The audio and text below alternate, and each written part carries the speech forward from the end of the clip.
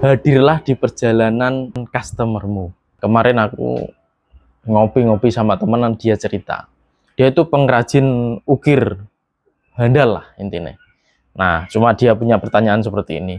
Kenapa orang yang butuh produk-produk kerajinan ukir, itu belinya malah tidak di pengrajin ukir yang memang benar-benar ahli.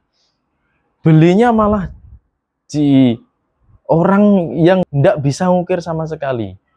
Contohnya misalkan ya bosnya dia atau makelar atau pemilik toko mebel atau apalah, intinya bukan pengrajin yang handal, malah justru beli nih.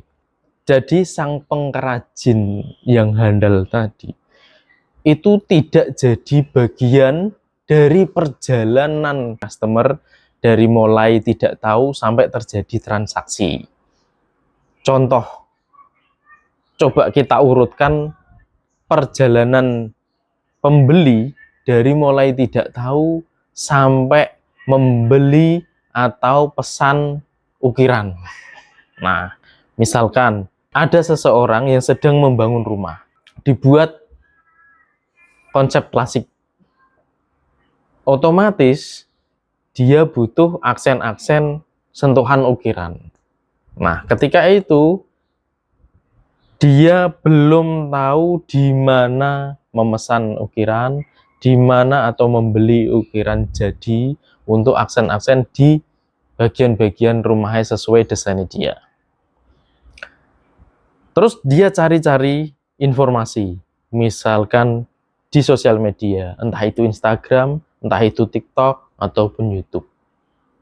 Atau bahkan cari di Google Map jasa ukir di daerah itu, seperti itu.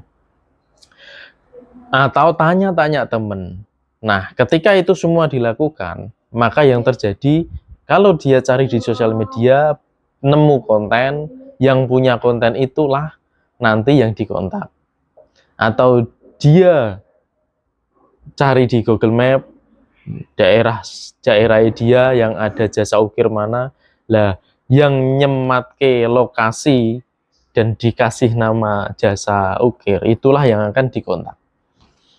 Terus kalau dia tanya temen, akhirnya temennya tahu ada makelar atau penjual ukir yang dalam tanda kutip dia itu sama sekali tidak tahu ukir, tidak bisa ngukir, ya dia yang nanti dikontak.